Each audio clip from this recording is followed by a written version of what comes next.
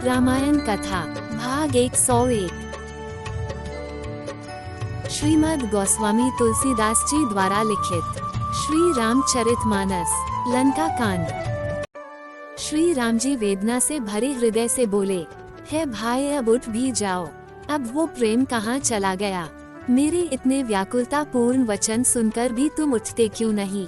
यदि मैं जानता कि वन में मुझसे मेरा भाई छूट जाएगा तो मैं पिता का वो वचन, जिस वचन का पालन करना मेरा कर्तव्य है, उसे भी मैं नहीं मानता। पुत्र, धन, स्त्री और परिवार ये जगत में बार बार मिलते हैं और आते जाते हैं, परंतु जगत में सहोदर भाई बार बार नहीं मिलता। हृदय में ऐसा विचार करो मेरे भाई और जागो। जैसे पंख बिना पक्षी, मणि बिना सर्प और सूंड बिना हाथी अत्यंत दिन होता है भाई, अगर मेरा जीवन रहे तो भी तुम्हारे बिना मेरा जीवन किस काम का होगा? तुम्हारे बिना मैं जीवित रहने की कल्पना तक नहीं कर सकता। स्त्री के लिए प्यारे भाई को छोड़कर मैं कौन सा मुंह लेकर अवध जाऊंगा?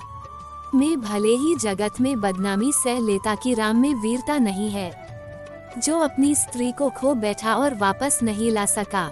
अब तो है भाई मेरा ये निष्ठुर और कठोर हृदय यह अपयश और तुम्हारा शोक दोनों ही सहन करेगा। हे तात, तुम तो अपनी माता के एक ही पुत्र हो, उसके प्राणों के आधार हो। मैं तुम्हें सब प्रकार से संभाल लूंगा। ये जानकर उन्होंने तुम्हें हाथ पकड़कर मुझे सौंपा था। मैं अब उन्हें जाकर क्या उत्तर दूंगा? तुम उठकर मुझे समझाओ, मैं अवध में जाकर सबसे क्या कहूँ? प्रभु के नेत्रों से दुख के आंसू बह रहे हैं। शिव जी कहते हैं, हे उमा, रघुनाथ जी एक अद्वितीय और अखंड वियोग रहित है। भक्तों पर कृपा करने वाले भगवान ने मनुष्यों की दशा दिखलाई है। प्रभु की लीला से किए गए प्रलाप को कानों से सुनकर वानरों के समूह व्याकुल हो गए। इतने में ही हनुमान जी आ गए, जैसे करुण रस के प्रसंग में वीर रस का प्रसंग आ गया हो। श्री राम जी हर्षित होकर हनुमान जी से गले लगकर मिले। प्रभु परम सुजान और अत्यंत ही कृतज्ञ है। तब वैद्य सुषेण ने तुरंत उपाय किया, जिससे लक्ष्मण जी तुरंत ही हर्षित होकर उठ खड़े हुए। तब प्रभु भाई को हृदय से लगाकर मिले। भालू और वानरों के समूह सब हर्षित हो गए।